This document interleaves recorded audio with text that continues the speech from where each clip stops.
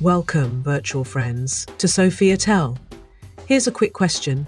Have you ever thought something bad would happen, only to find out it wasn't that bad at all? Like thinking it's going to rain, but instead the sun comes out. Here's a little challenge. What's one thing you're thankful for today? Write it in the comments. I'd love to hear your happy moments or small wins. Today, I want to share a story that might make you smile and remind you to see the good in others. Oh, and don't forget, grab a glass of water.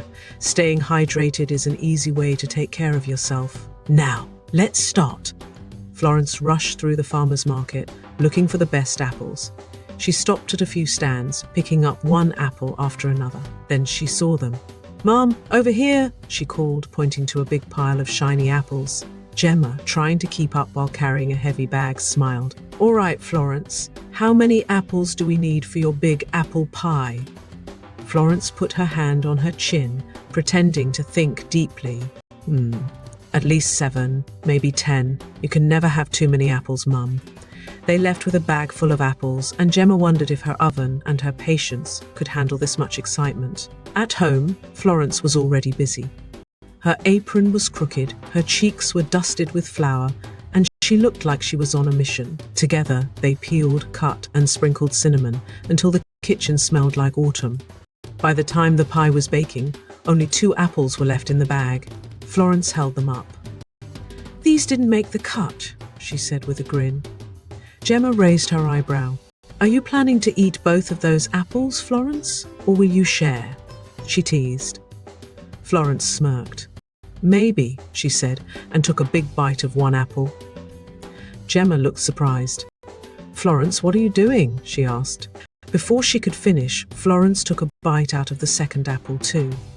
"Both of them?" Gemma asked, sounding a little annoyed. "You didn't need to bite both." Florence finished chewing and held out one of the apples. "This one's sweeter, Mum. I wanted to make sure you got the best one." Gemma froze. Her annoyance faded, and her heart filled with love. She bent down to Florence's level and smiled. "You checked them for me?" Florence nodded. "I wanted you to have the nicest one." Gemma smiled even bigger. "Thank you, sweetheart. That was very thoughtful." "You always think about others, don't you?" Florence grinned. "That's what makes it special, right, Mum?" Gemma nodded and took a bite of the apple. "It sure does, love. It sure does." Florence giggled. "And don't forget, the pie is going to be perfect too." As the pie baked and filled the house with warm, sweet smells, Gemma thought about the moment. It wasn't just about apples or pies, it was about noticing the best in the people you love.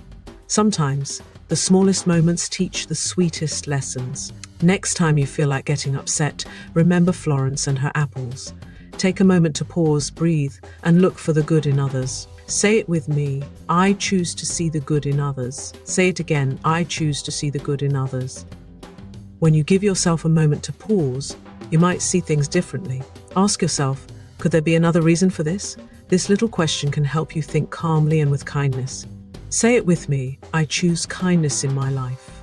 Say it again. I choose kindness in my life. You're doing great, and I'm proud of you. Whether it's finding small things to be thankful for, or working on a little self-improvement, every step matters. Thank you for spending time with me, virtual friends. Remember, kindness is like glitter. It spreads and makes everything brighter. Have a fantastic day.